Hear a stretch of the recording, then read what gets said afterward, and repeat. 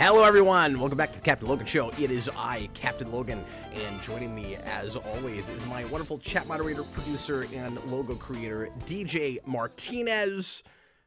DJ, my camera is off kilter, and now everybody can see, like, the other side of the bunker. No, it's a glass case. Yeah, I've peeled the curtain back. Pay no attention to the curtain behind the man, or the stuff behind the. Just a set, just a little rectangle behind you. But now I see there's depth to it. I'm just gonna turn it. So if you were here the first 10 seconds of the show, you saw it. But now we're all back to normal. Except once again, I need to put a big cardboard cutout or something right here, cardboard standee. Well, he's waiting here for you as soon as we can get him to you. That was a reference to a couple weeks ago if you missed that show, but DJ got me a big Michael Keaton Batman standee, and as soon as he can get to my house or I can get to his, we're going to bring it here. Otherwise, he's going to be stuck with Michael Keaton Batman, and he's not even a fan of that movie. Well, he's hanging upside down right off camera over here. Okay, but the question is he sleeping or exercising? You don't know. I don't know. Let's just move on. He's doing both simultaneously. Thanks a lot for joining us live. If you're here right now, thanks for taking a look at this afterwards. We're just broadcasting for an hour for the next few weeks, but never fear if you want to hang out longer and you got nothing better to do, because Austin and I are going to come back right after this show, about 15 minutes after or so, and watch some more episodes of the 2003 Ninja Turtles show, trying to make our way through that as blind watch parties throughout the year to celebrate both the 40th anniversary of Ninja Turtles and the 40th anniversary of myself. I'm turning 40 this year, just along with Ninja Turtles. So lots of Ninja Turtles on the channel this year. Hopefully, we're at least doing that show. I'm going to try to do some comic reviews and other things if I can get to it. But anyway, so that's one of the ways that we're celebrating. And thanks a lot for hanging out with me, DJ. I appreciate you, man, on these late nights when it's not the easiest time for you. I understand, but my situation is such where I can't start broadcasting until after 9 o'clock most of the time. So. Oh, I've been with you lately, man. I haven't been able to work on any channel stuff till after the kids and the wife are asleep. So I've been a night owl with you recently. So don't you just love them? Yeah, it's weird. Not getting a ton of sleep right now. Yeah, who needs it? Sleep is overrated. That's a Bare Naked Ladies song. Oh, who needs sleep? That. Yeah, it's from the album Stunt, which was one of my kind of formative records growing up. Oh, nice. Anyway, that's an aside. So we're going to go ahead and get into lead-in topic here in a second. I'm going to try not to take too long on that. Want to make sure that you guys get to mostly direct the show. If you want to talk, whatever you want to talk about, a lead-in topic, we're going to talk about some comments that Bob Iger made recently, a day or two ago, about Disney's plan moving forward with the MCU. Also, I'll just tack on real quick. It's apparently official that, and like Marvel themselves have not come out and said this, but apparently SAG did, that Pedro Pascal is absolutely going to be Mr. Fantastic. We've already talked about that when it was looking likely that would happen. DJ, it's hard to tell whether you're talking about rumors or not a lot of the time. So, like, as much as I try to avoid rumors, sometimes things will come out where I'm like, it's possible this isn't true, but I should probably talk about it now while everybody else is talking about it, because it probably is true. You know what I mean? So I've already pretty much said my piece on that, but I'll just tack on. Apparently that is true, and we'll see if he is anything like the draw that Marvel thinks that he'll be and what he's like in that role. But anyway, you can ask us about our lead-in topic or anything else under the sun. We'll answer some Patreon questions tonight as well. So you can leave a super chat, and any dollar amount guarantees that we'll talk about your topic. You can leave a regular comment as well, and make sure to tag DJ Martinez or Films by Color or Everybody Walk the Dinosaur. DJ will answer to any of those things and more.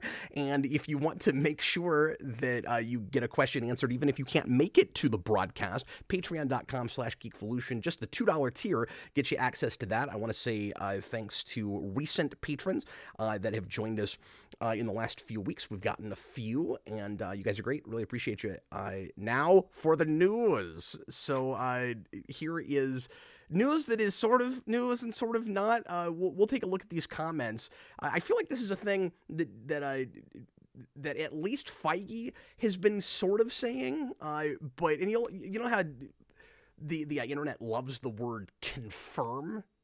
Here's Screen Rant. ScreenRant.com, MCU slowdown confirmed. Confirmed, folks. Disney reveals plans to reduce movies and new franchise focus. Disney CEO Bob Iger has revealed that the Marvel Cinematic Universe will go through some major changes, and they should address its quality issues. Because the real problem over at Marvel and Disney, DJ, is that they don't have Zaslav.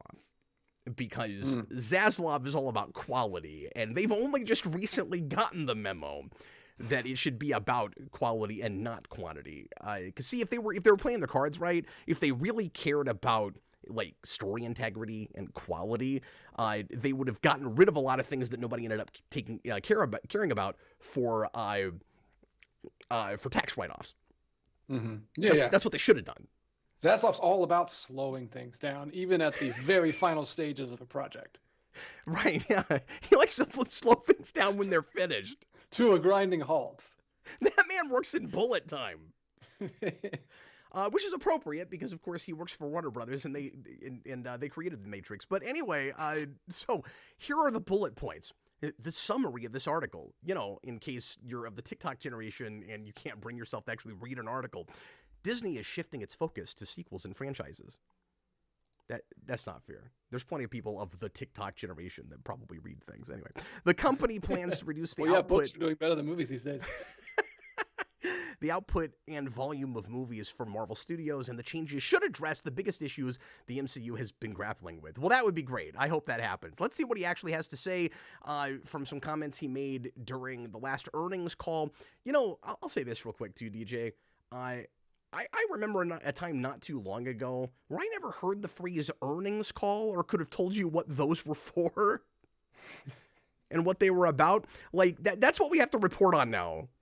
Earnings calls. Yeah, it's riveting stuff. Riveting. The fact that we just talk about so much about executives, like the fact that executives are like celebrities now, it's so weird. We know their names. We know who they are. We know what they look like now. It's fascinating. Look the same, ironically.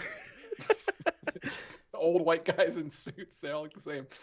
That is true. Sorry, I gotta fix a couple things on my end. Okay, let me continue on with this riveting article. I'd say that this is his comments. I'd say we're leaning a little bit into sequels and franchises. I think given the environment and given what it takes to get people out of their homes to see a film, leaning on franchises that are familiar is actually a smart thing. In our zeal to... Yep. This is what I said. In our zeal to greatly increase volume, partially tied to this wanting to chase more global subs for our streaming platform, wow, some of our studios lost a little focus. So the first step that we've taken is we've reduced volume, we've reduced output, particularly in Marvel. Those are synonyms. Okay, so DJ, this seems like this is in stark contrast to statements I think either or, I think both of these guys maybe have made in recent months, he and Feige, because at one time the blame was kind of at the foot of too many sequels. Do you remember that? And now it's, oh no, what we should be making is sequels. Yeah, let's lean into IP. Yeah. Acting like that's a new strategy is hilarious. Yeah, no, it's absolutely hysterical. That's what we've been doing for the last 10 years now. Yeah, and I mean, credit where it's due. Yeah, because I mean, like when they started their Star Wars movies, it was just all about like going to the well and the iconography that everybody knew, and being careful not to take any risks at all. And they're like, oh, I guess we've taken too many risks. And like, I don't want to be a hypocrite. Like, I want to see new ideas and stuff, but it wasn't a good strategy to go to a bunch of properties that not just people don't know, because that has worked in the past, like with Guardians. We've talked about this 1,000 times, and I think Eternals, the fate of that is just kind of unfair. That's the kind of thing that's not going to be for everybody, but I wish it had performed better than it was, because that's the sort of risk I want to see them taking. But also just stuff that people working on it didn't seem excited about, and that seemed kind of like assignments. You know, that was the real problem with all of this. But credit where it's due, DJ. I'm kind of surprised that he came right out and said, "Yeah, we were just trying to get people to watch Disney Plus." Like, I kind of appreciate that he said that. Yeah. Well, we all knew it. He just had to come out and. Yeah, but I'm a little surprised that he said that. I'm not gonna lie. Yeah, that's step one. Yep. Step one is admitting it. Acknowledging you that have a problem. That you have a problem. Yes, exactly. So what do you think about this, DJ? Like, what does this mean when he says we're gonna lean on franchises that are familiar? Like they've been saying for a while. What's funny is, like, the strategy confirmed. They've been saying for a while that they're going to back off the number of projects they're doing, because obviously they have to. They're pulling a ton of money into things that nobody's watching, particularly on the Disney Plus side. So, you know, obviously they're going to make fewer things.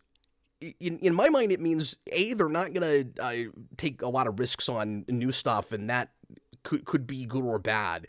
And it's kind of sad unless, you know, it all sucked in the first place, and then you're going to be glad that there's not, you know, an insane amount of output. But it also means that they're just going to lead into, like, the 5 or 6 things that you've heard of a lot before. So what do you think they'll do, DJ? Like, do you think they'll very quickly start recasting the big characters that everybody loves? Like, is that where we're going? Are you just talking specifically about Marvel? Yeah. Yeah. Well, because he says particularly in Marvel. So, I mean, yes, this will be a strategy across the board, but I am talking exclusively about MCU right now. Like, we've been talking a lot about the likelihood of reboot. Like, does any of that happen before Secret Wars?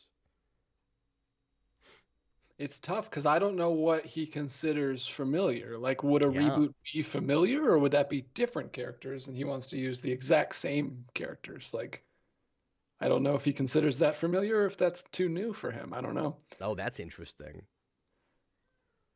Sure, but the assumption Austin and I did a whole spoiler cast about this that a lot of us have been making is that there's going to be that Secret Wars is going to be an excuse to kind of shuffle the deck back and go back to the old toys and, you know, recast a lot of characters, and obviously lean on X-Men and Fantastic Four, but probably give us, you know, an Iron Man and a Captain America and all of that again.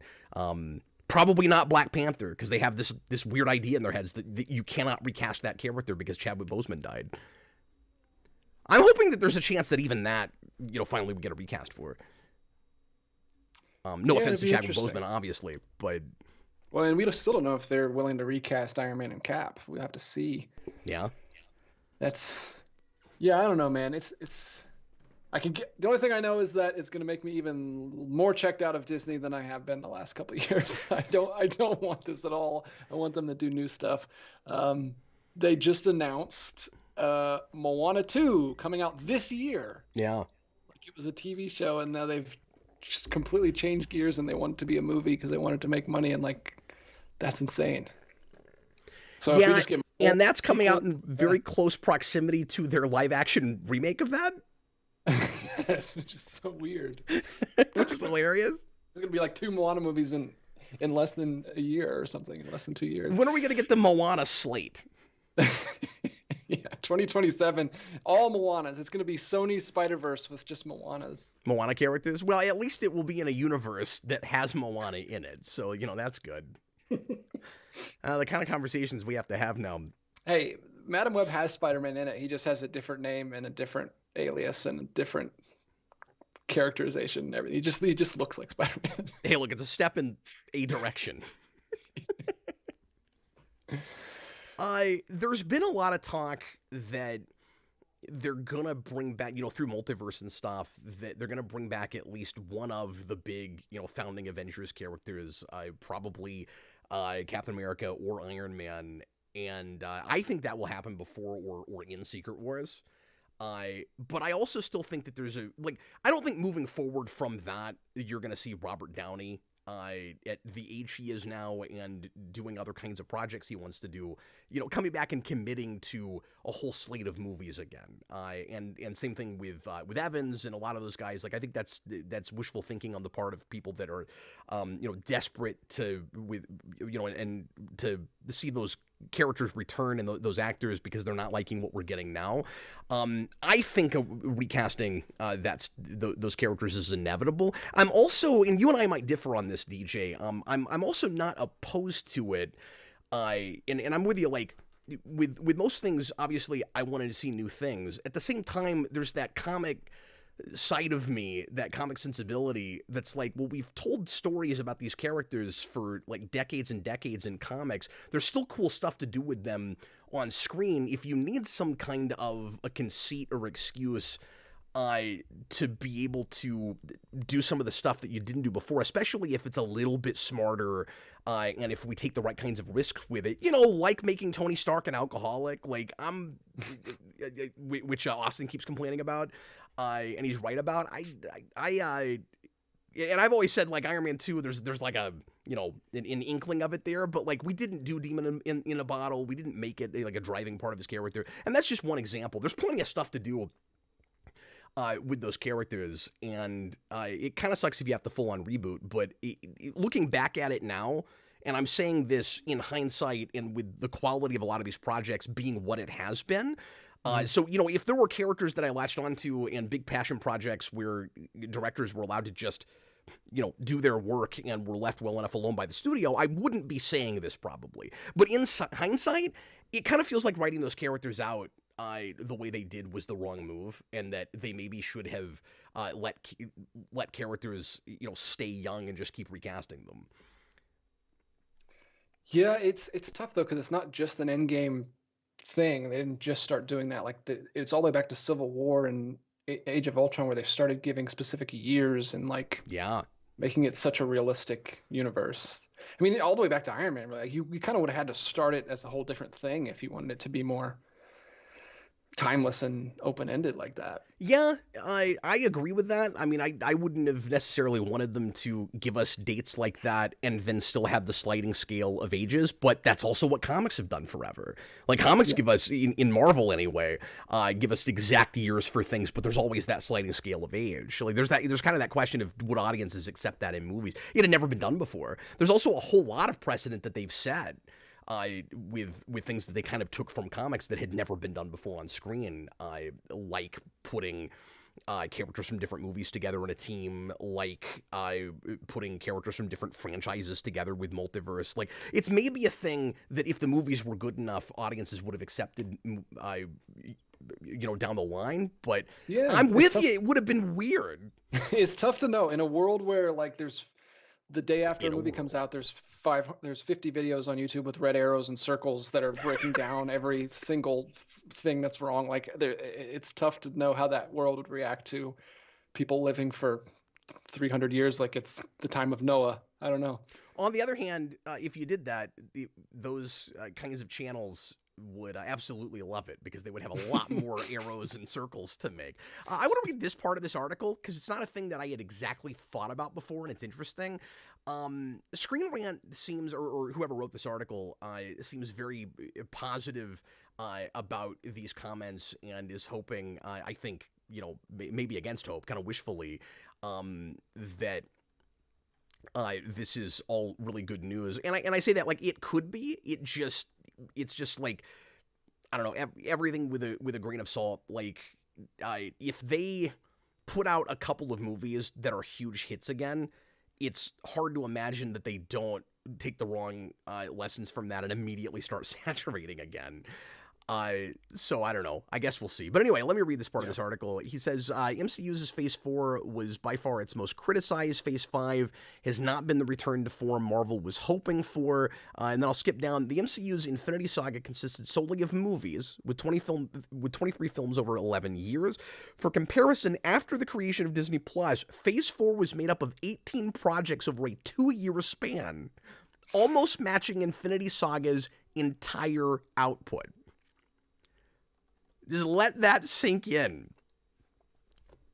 Even like, if everything had been great, I think that's just too much for most audiences to swallow and keep up with. And I've said this 100 times, and I don't mean to spin my wheels with this stuff, but it doesn't work exactly the same way that it does with comics, because comic readers have been conditioned for years to pick and choose the stuff they want to read, and then, at least for the last couple of decades especially, read the big events, and those are typically the things that you really have to have in order to appreciate and understand everything that's going on in all the other books. If we were going to do that kind of thing in movie and TV form, DJ, I think you would have, again, even if the quality was better, even if all this stuff gelled and it was still a well-oiled machine, you would have had to do it a lot more gradually than they did, Like, maybe keep ramping it up every couple of years, and people would eventually accept that amount of output. If you could train them to not have to look at everything. But I'm telling you, they weren't good at communicating how much of it you were supposed to look at. And most of it was mediocre to bad. And most of it you didn't have to see kind of at all, because it didn't matter. I don't know.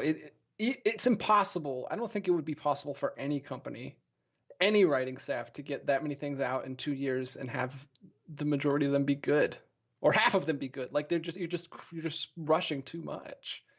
That's a lot of stuff to be churning out in 2 years. I didn't even realize that until that article spelled it out like that. Because it feels like it's been 7 years. And that's because it's all. And you're saying that because it's all of the same franchise. But I've made this point several times before. But they're a studio. Like, if it wasn't all in the same world and you didn't think of it as one franchise, you wouldn't be saying that. If one studio had that kind of TV and movie output, you wouldn't really think anything of it. It's a studio.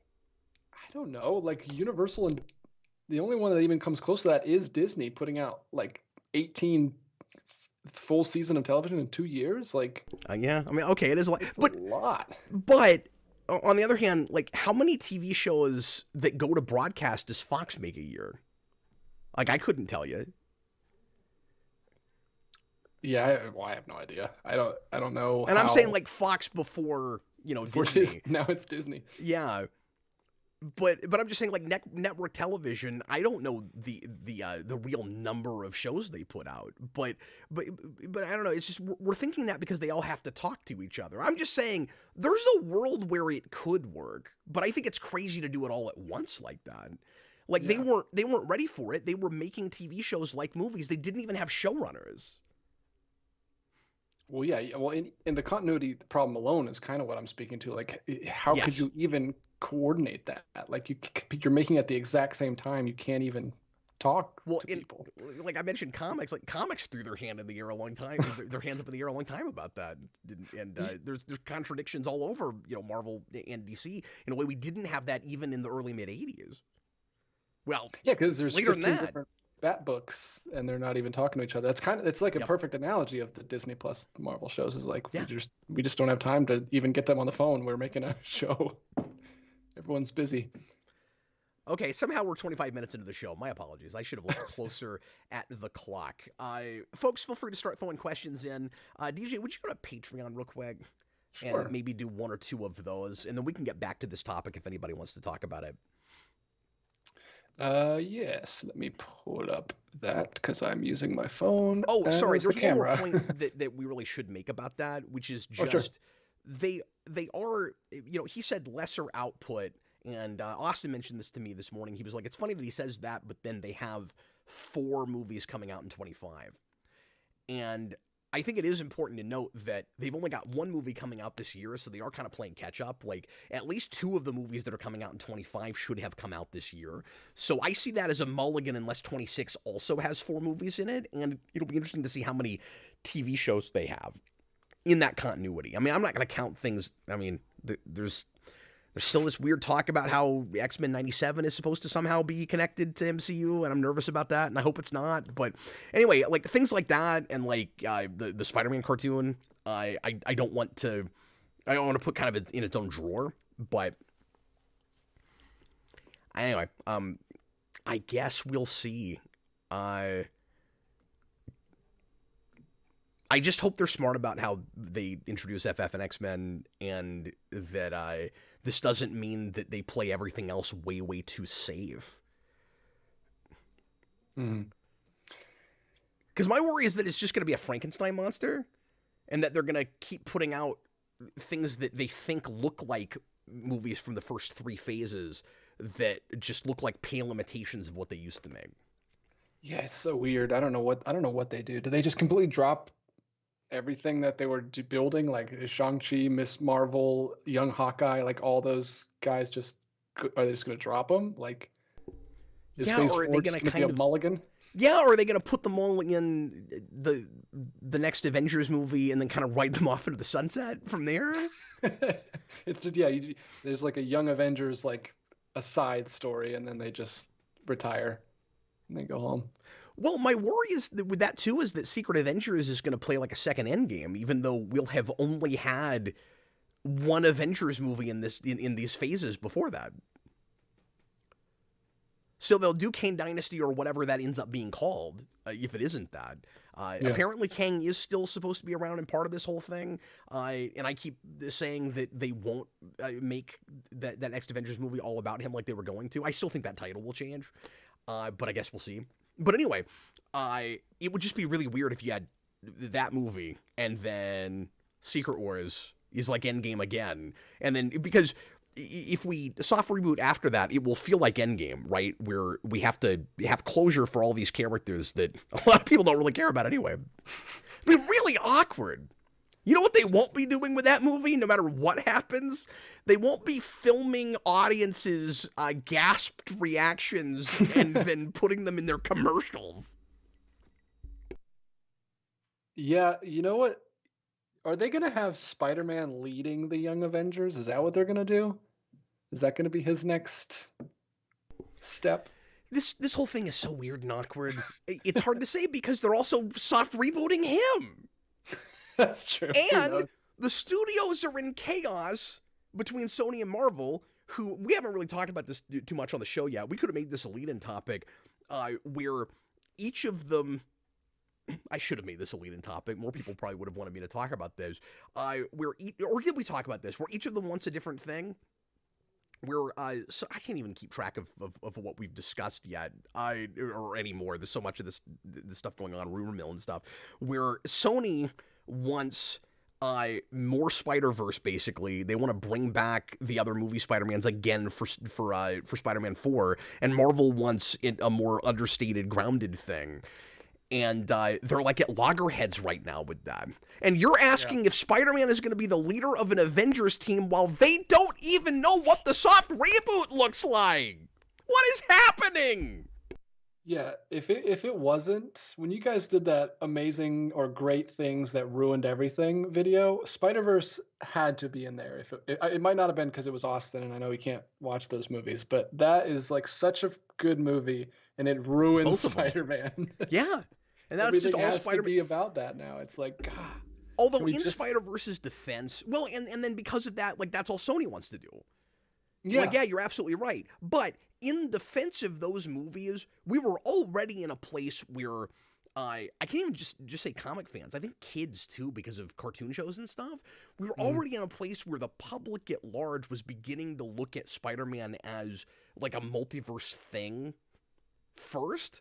So at least we got a really good story that did that, because it would suck if we were in a place where Spider-Man was all about Spider-Verse and there wasn't even good material. Yeah, with that idea. That movie, it's such a weird place we're in right now with Spider-Man, and I'm part of the problem. I mean, I played that Spider-Man Unlimited mobile game. I played the crap out of that game, and it was all about just like collecting every single spider costume that ever existed. Spider-Man, since the 90s, like going all the way back, Spider-Man's always been about like having a ton of different suits and characters, like all the way back to Clone Saga. Yeah, but it's become more about that even than Batman now, which is bizarre. Yeah, it's nuts. I hope we get it all out of our system with the Spider-Verse animated trilogy and whatever Sony's doing. I hope they just crash it into the ground. We won't, though. It's too lucrative. Well, I hope they destroy it, and then we have to start with, normal spider. But have you noticed that these companies destroy things and it still takes them a decade to realize that it's no longer lucrative? That it's no longer viable? Yeah. Warner's is still obsessed with getting more Powerpuff Girls out. When was the last time that made anybody any money? And I love Powerpuff Girls, but like they won't get away from it. They're like, remember back in the late 90s, early 2000s, where we were just printing money with this property? Yeah, guys, that was 25 years ago. What are you doing?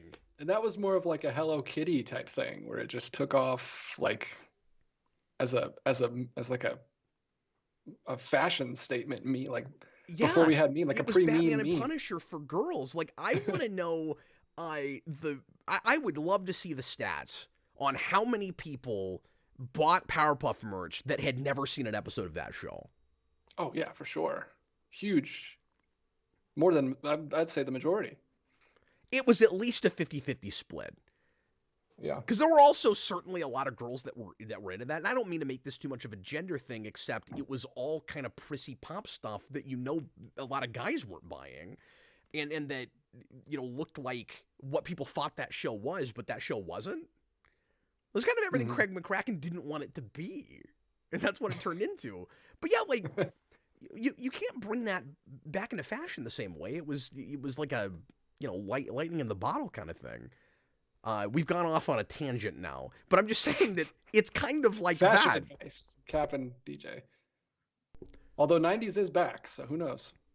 90s fashion is everywhere. People wearing bucket hats and tie-dye. Well, that's true. And, we're bringing everything from the 90s back right now, and you're going to see... I mean, McCracken is working on a new Powerpuff Girls show. I'm glad he's doing it.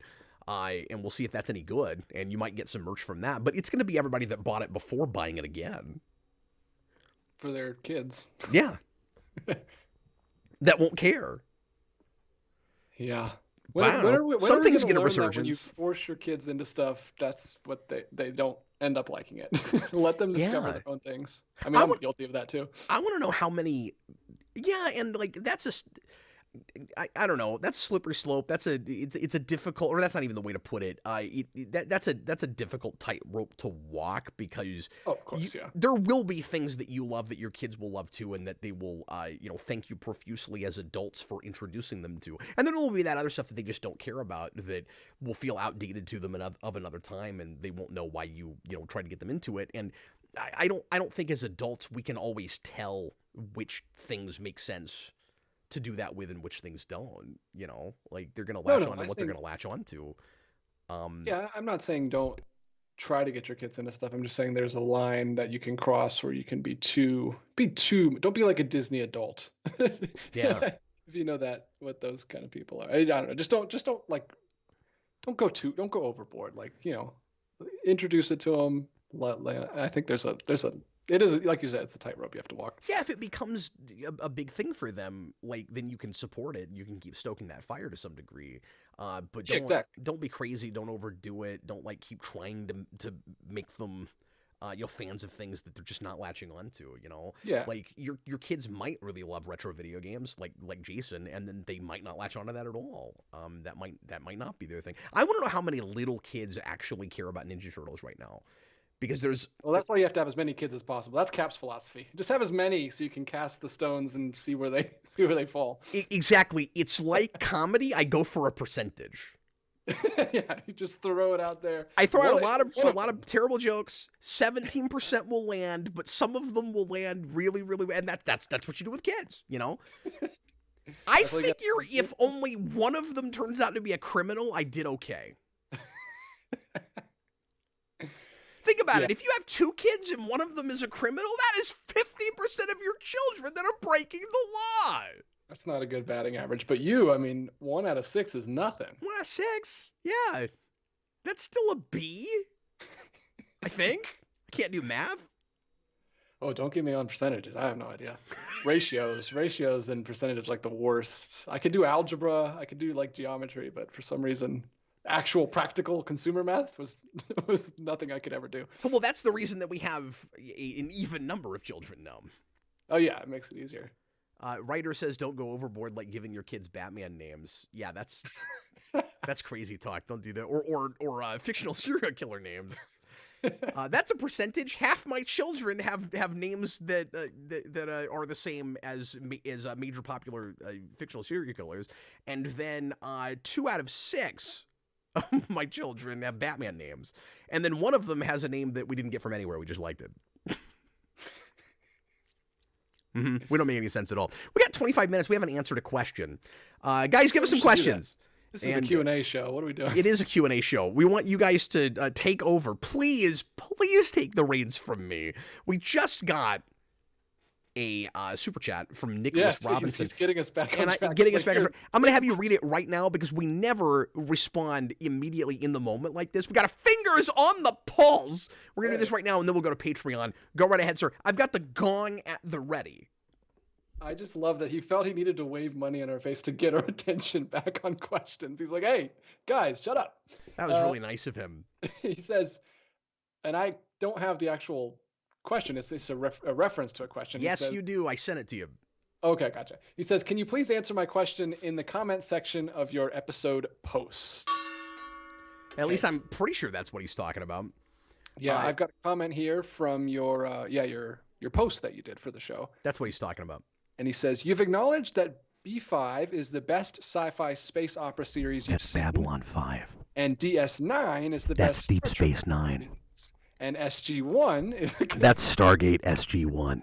...is contemporary in all the right ways and still holds up over the sci-fi shows of its era, yet TNG... That's The Next Generation. ...is still your favorite sci-fi show despite all... several episodes that haven't aged well, several bad episodes, and a much more simplistic storyline with 2-dimensional characters. I understand it's personal preference, but why do you still hold it in such high regard?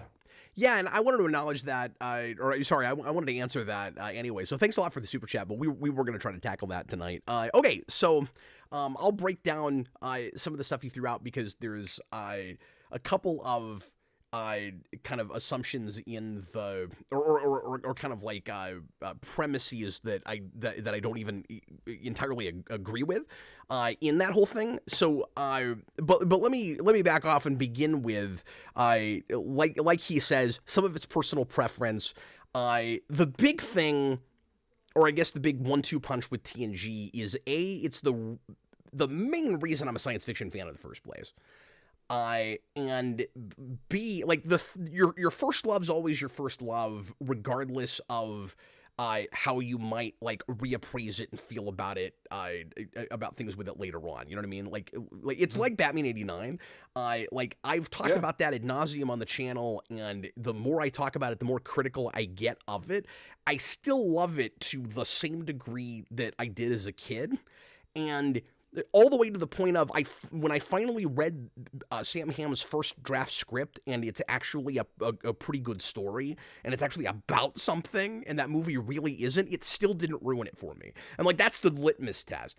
That's how ingrained it is in me. So the first thing is it's formative, and the second thing is well, and actually let me also say part of the formative nature of it is the way that show, and particularly the character of Picard, helped to form like my own moral compass and like my code of ethics and the way I look at things, and what I believe in. So like when you have a show that like helps you decide who you are as a person and what you believe in, that it's still gonna matter to you. There's not gonna be a lot that can take its place.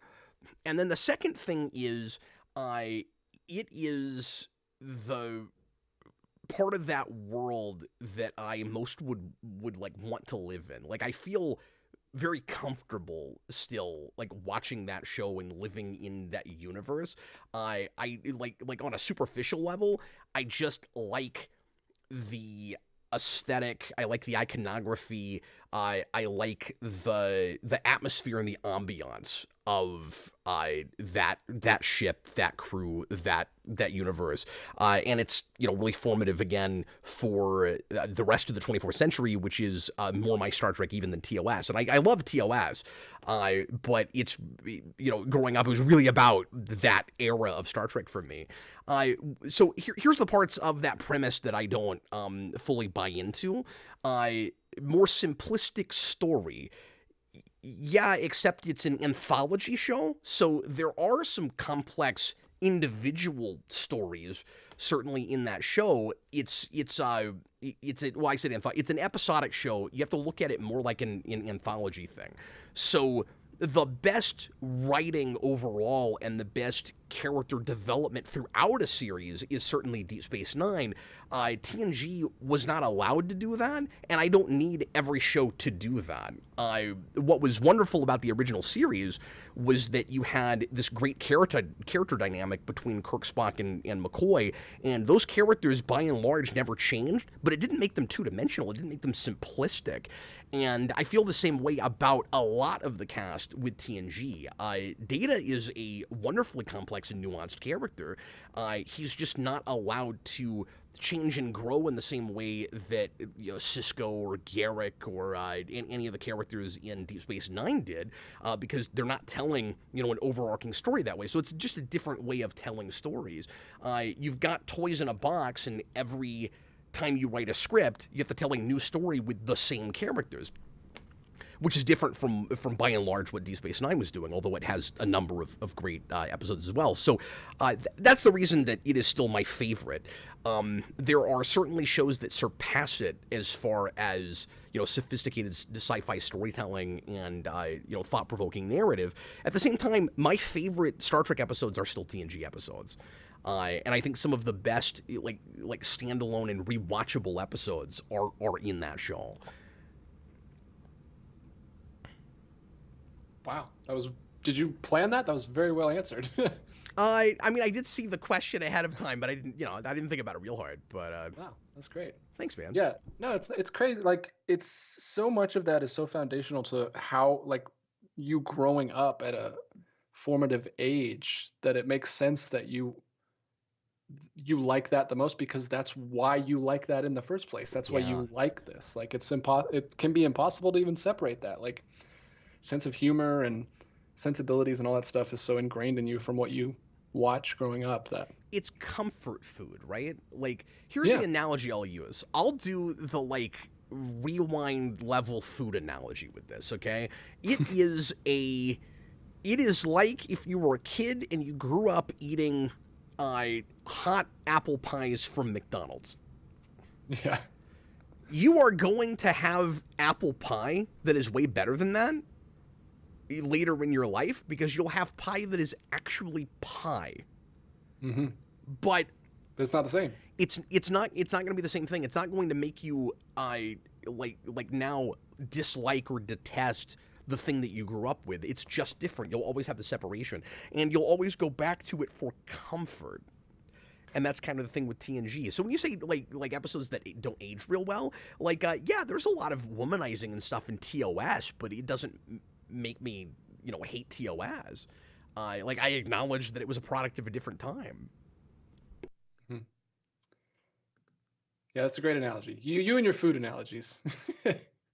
It's the best kind of analogy because it's universal. Everybody knows what you're talking about. Well, and what's great, and it's all about taste. That's the reason that food analogies are great for narrative analysis. And I shouldn't even say narrative analysis, but just review, is that at the end of the day, a lot of this does come down to subjective taste, and whether or not you like food is all about literally taste. Yeah, and that's the thing that anyone can understand. Some people don't understand art, some people don't understand analysis, but they can understand how they feel towards food, and that's how we feel. I don't know, some people don't like food, but most people, it's a broad net. But what's great is when you have comfort food that you grow up and is actually good, which unfortunately I don't think I have any. I'm trying to raise my kids in a way that they can have that someday, with a more broad upbringing with all kinds of different stuff. My parents, all we watched as kids was crappy kids movies until I was way too old, because I was so sheltered. So I never grew up with some really great classics. I wish I did, because I would love to have nostalgia for good things. Yeah, that would be nice. But well, I do have nostalgia for good things. I have nostalgia for also kind of junk foody things. Yeah. But a lot of it is still good in its own right. At least accomplishing whatever it set out to be. Yeah, and I have some stuff. I grew up, we talk about Willy Wonka. That was one I watched as a kid. And there's stuff here and there. But I wasn't watching, like, I don't know, Terminator or whatever. I don't know. A lot of people have all this. I have no nostalgia for any 80s movies because I didn't see any 80s movies. So Sure. But a lot of kids have that. All right. Well, and you're also a little bit younger than me, so that stuff was all more in close proximity when I was growing up. Like, yeah. You know what I mean? Like, I'm of the age that they're selling toys to with Terminator 2 when that comes out. Like, that's not a retro movie for me. Like, I remember that. Yeah, but I think even right after, because I'm right after you almost.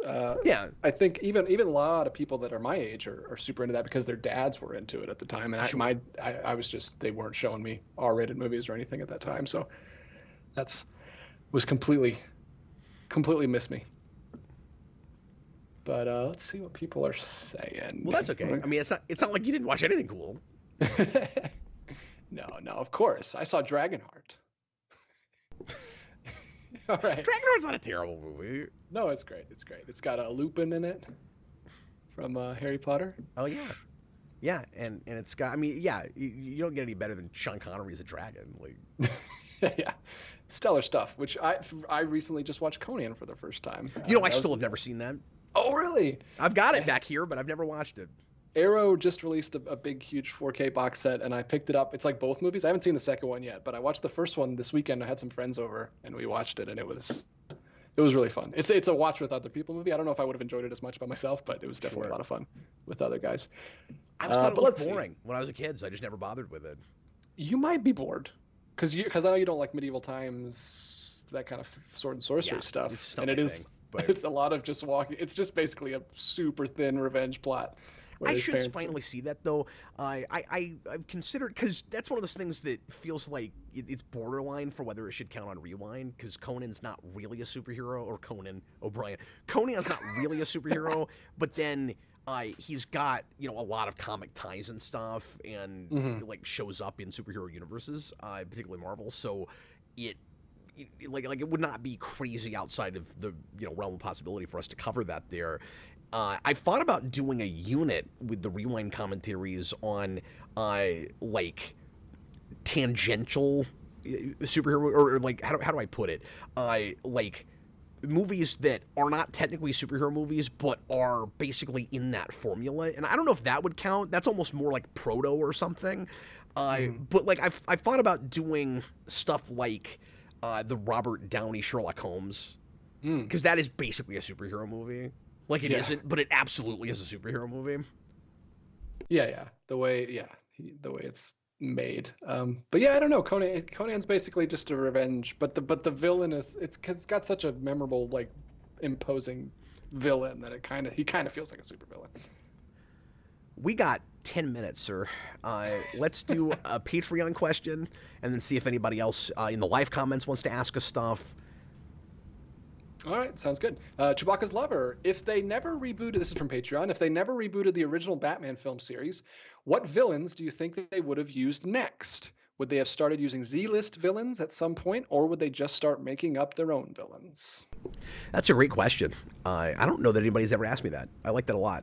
Let me start with the first part of that question, which is what would be like the next villains they would go to.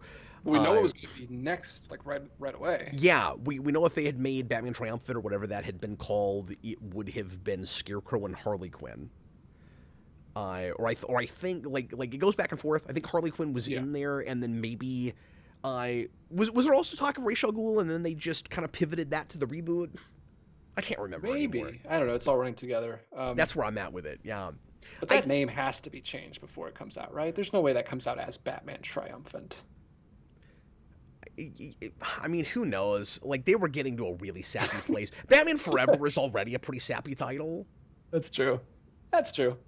I think that absolutely was within the realm of possibility. Forever even is if a they word had that gotten you use all the time, though. Triumphant is such a word.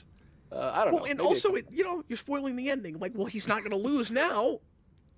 He's triumphant. Anyway, okay, so characters that they would be likely to go to next that they had not used yet. because obviously, if we're in that same continuity, we wasted Bane. So, like, that's not the next thing. So, yeah, obviously, Scarecrow. We bandy about Hugo Strange all the time now. Back then, we weren't doing a ton with that character. I kind of don't think that would have been next. I think we had been moving, like, further and further into a campy 60s Batman place that even if we tried to go more sober and more serious after Batman and Robin totally tanked, I think the headspace would still be kind of in there a little bit. I think the next thing they did was Mad Hatter. I would love that. I would love a super trippy, like, really stylistic Batman movie with Mad Hatter. That would appeal to me. That would get me into Batman. I would have at one time, and I'm not saying that I'm not open to it, but I am so tired of Alice in Wonderland in fiction, because it's the only literary thing we ever go to anymore. I complain about this all the time. I'm so sick of it.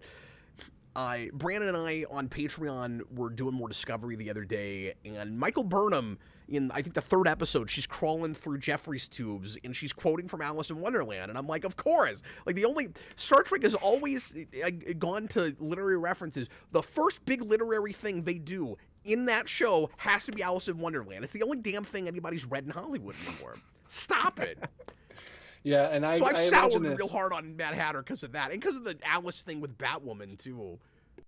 Yeah, I imagine if I read comics or watched TV, I would have that, but I don't, because that's got to be an easy thing to go to for TV. Is just throw that on. Everyone has that episode. Do it a lot too, but in TV more so. Yeah, absolutely. So anyway, to answer his second question, because I won't run through like Killer Croc maybe.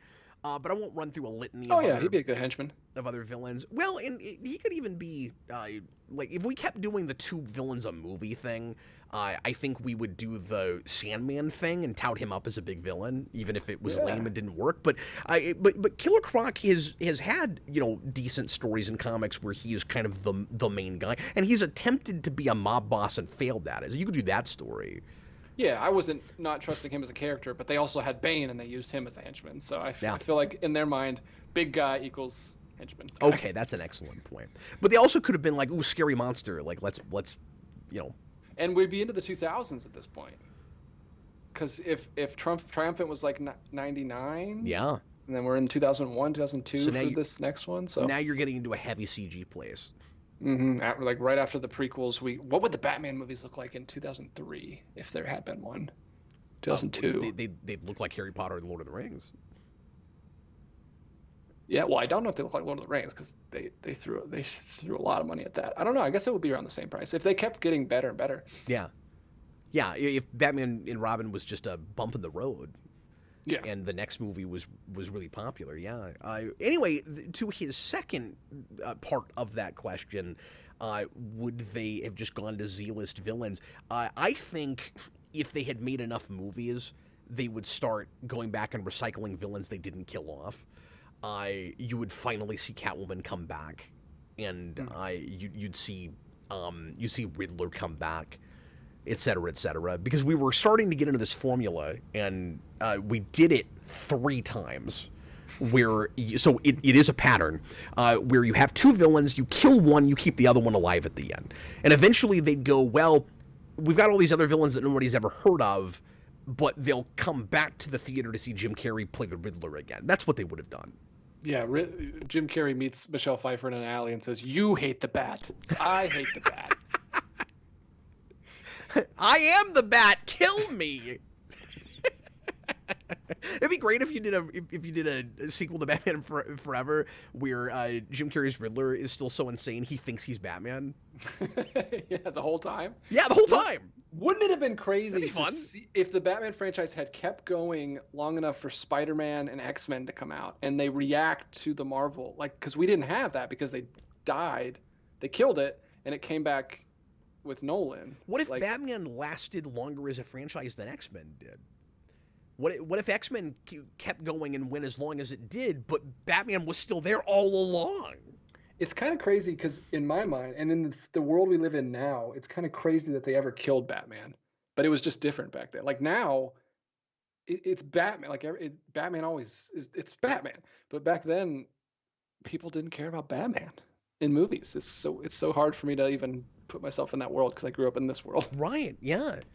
It's also crazy to imagine if Batman had not rebooted, would other franchises be less likely to? Like, how long would it have taken then for a superhero franchise to get a full-on reboot?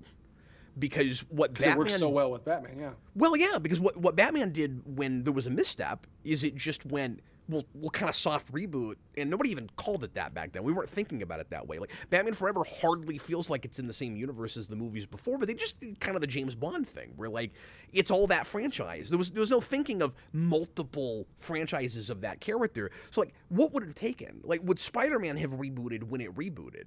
Or would you have just... would Spider-Man 4 have just been in the same universe, but it would have been a different director and writer's take on the material? So it would have felt vastly different, but we would have thought of it as the same universe. Yeah, it wasn't until Batman in 05 and really Casino Royale in 06 where we really started throwing around the term reboot. Like in the 90s, Batman was just movies like 007. Like in, the episode where Chandler in Friends, he gets Batman's tux? Yeah. And like he just throws around Val Kilmer and throws around Batman. He doesn't like they didn't care. They didn't care about like kind of soft rebooted here. It was just Batman. Like it was just another Batman movie. You got an actor to play him. Like it wasn't until like 2006, 2005 where we really started getting so anal retentive about the terms that we use to describe these things. And I'll tell you, this is an aside, but if Chadwick Boseman had been playing Black Panther back then, he would have been recast. Yeah, because it just would have been a whole different thing. It wouldn't have been like this big franchise thing. It would have just been like, these are movies. We get one. There was just so many less movies back then too. It's a whole different world.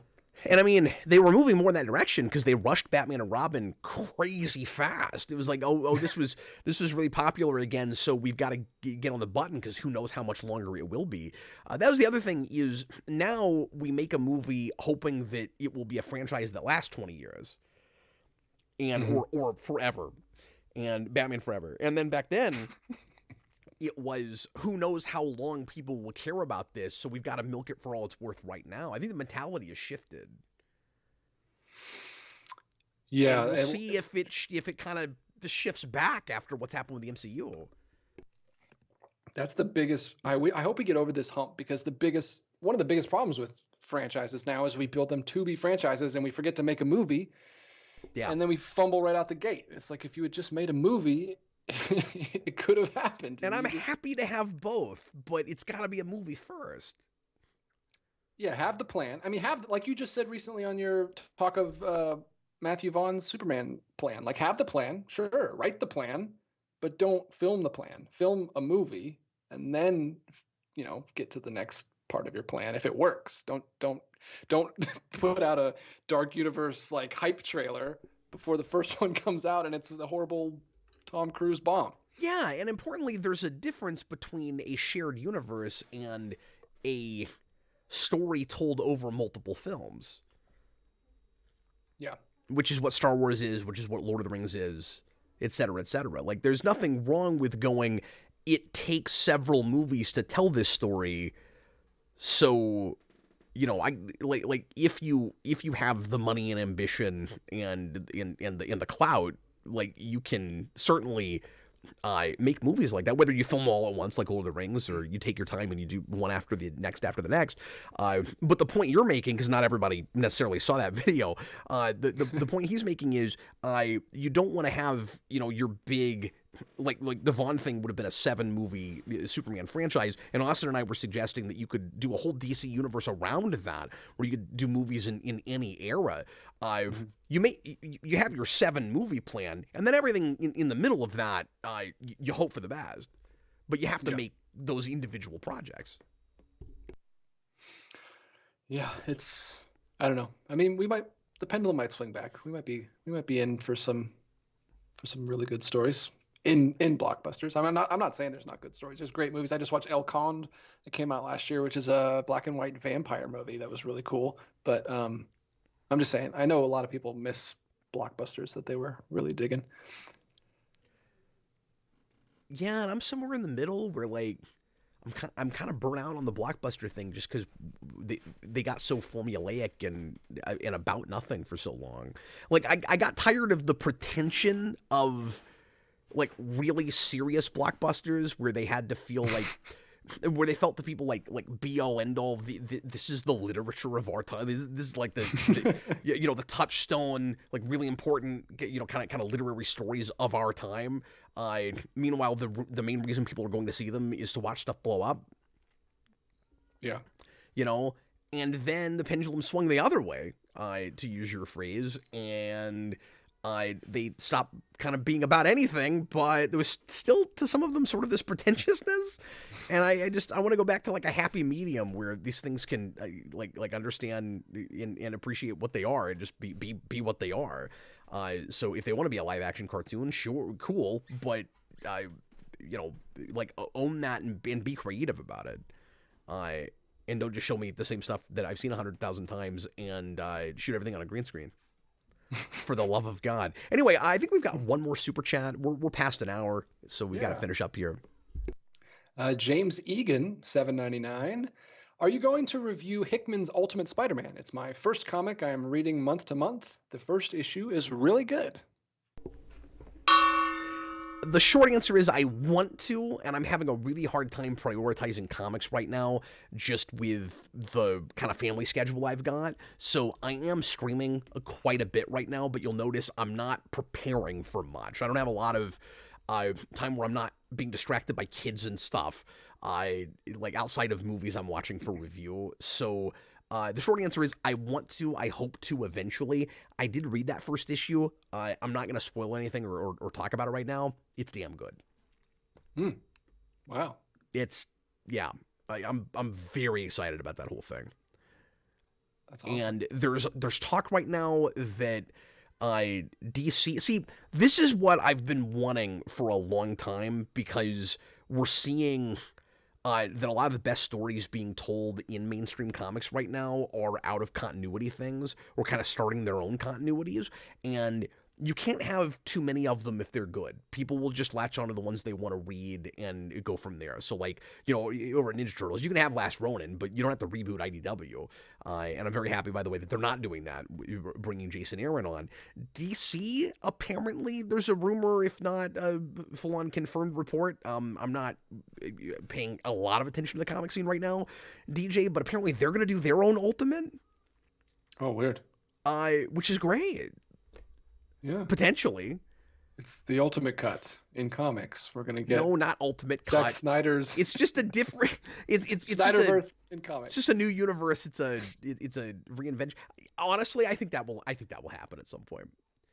Probably. I think Snyder will finally realize that nobody cares about the movies he's making, and he will resort to getting DC to let him continue his continuity in comic book form. I think that will happen. There's a great Spider-Man comic out. That's exciting. It's awesome. I don't want to talk about it yet, but everybody should look at them. See, and that is like proof. And also in movies, it happens too. It's like, it doesn't matter how fatigued people are. If a great one comes out, like Spider-Verse proves everybody wrong. Guardians 3, everyone liked. It's like the Batman. You just gotta do it. You just gotta do it right.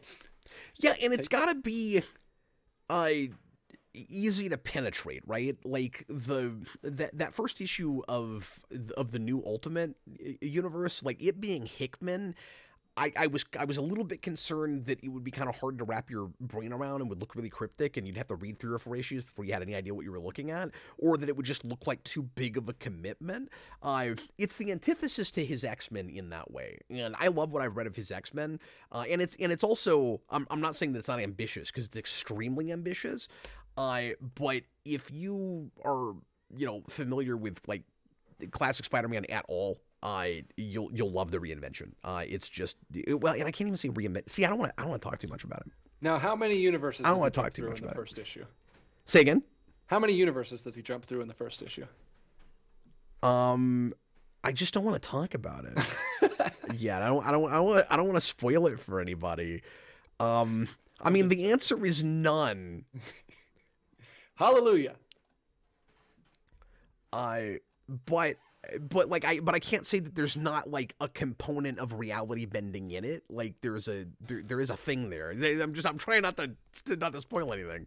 I don't want to talk too much about it. I do like that the second issue has like New Goblin from Raimi's Spider-Man 3 on the front.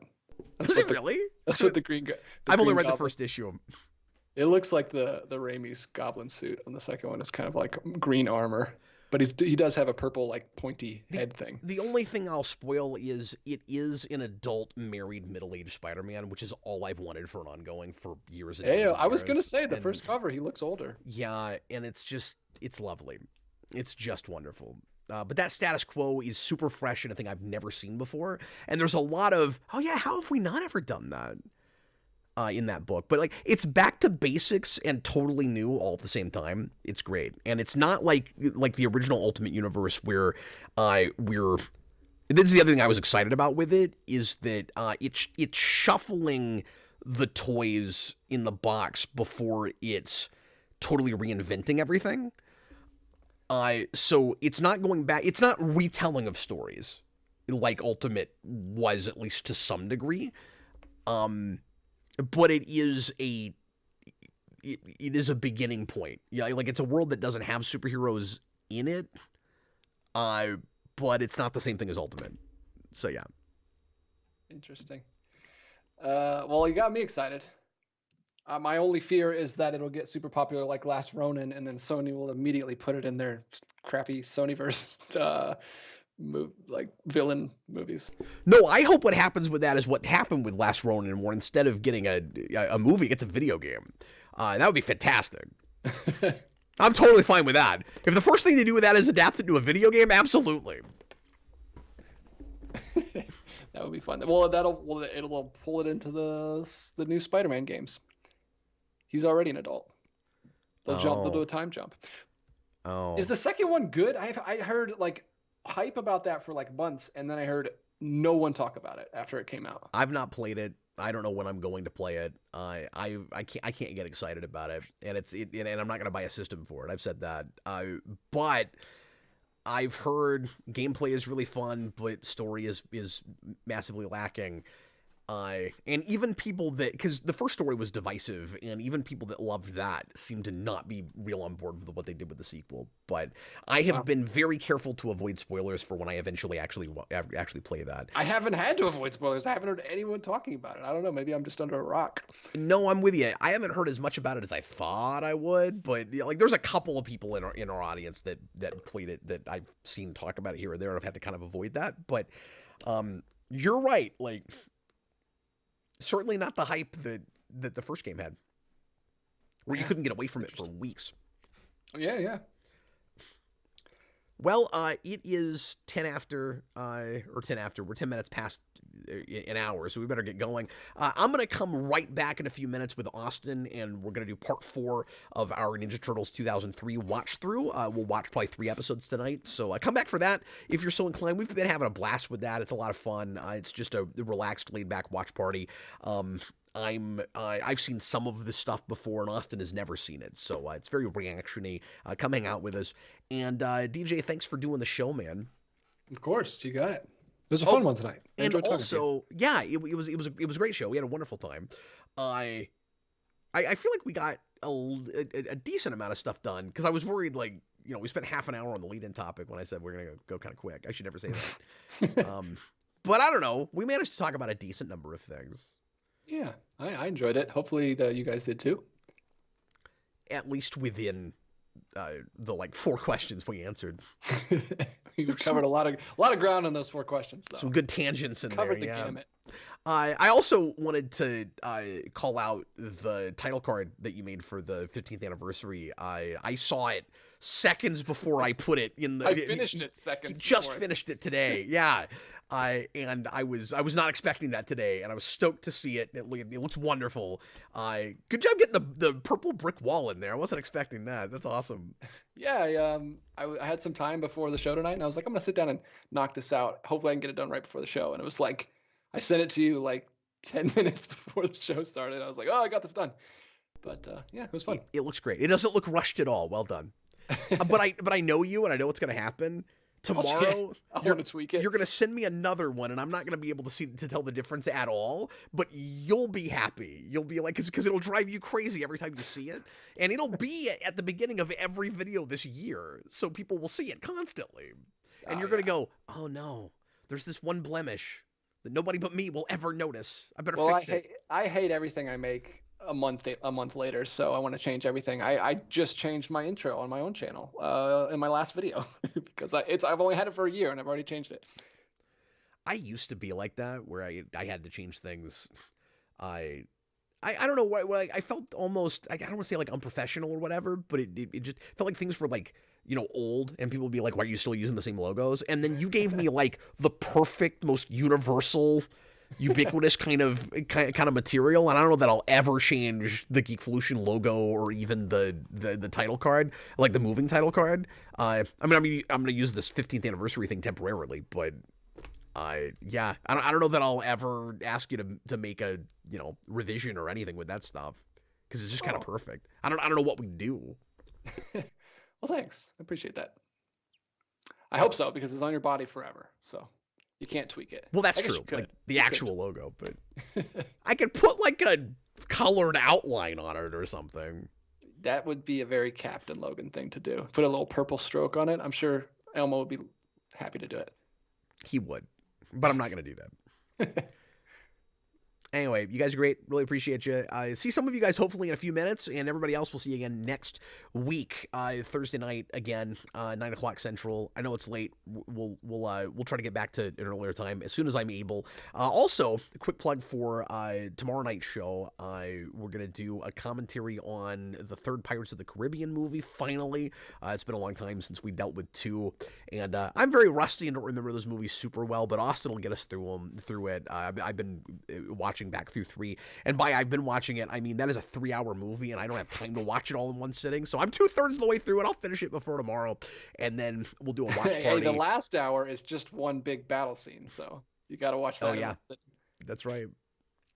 I haven't seen that since I had not seen that since the theater. It holds up way better than I expected, by the way. Like, I remember not loving it in the theater. I'm actually having a really good time with it, so it'll be fun to talk about tomorrow. I can imagine that being fun watching in little spurts, because it kind of has little episodes. It's a little fan. That's a good thing about fantasy, is it's got little episodes that you go on, and then you're in a new location, you do another one. But that Maelstrom battle like made that movie seem so much better than it is, I think. Like, or at least at my age, when I was a susceptible teenager when I watched it, I was like, holy crap, that's the coolest thing I've ever seen. Like, that is crazy. But anyway, so we're doing that tomorrow. We'll bring the Rewind commentaries back next week. Start doing those as rigidly as possible, twice a month again. Starting with both Ultimate Avengers animated movies. I want to mention that now so that folks can get ahead of it and rewatch them if you want to for that. That's on the docket for next week. So we're back to our schedule, and we appreciate you. Thanks a lot for watching. I was Captain Logan. This was DJ Martinez. It was me. Never forget Marvel Mania. How could we forget? Anyway, see you later, folks.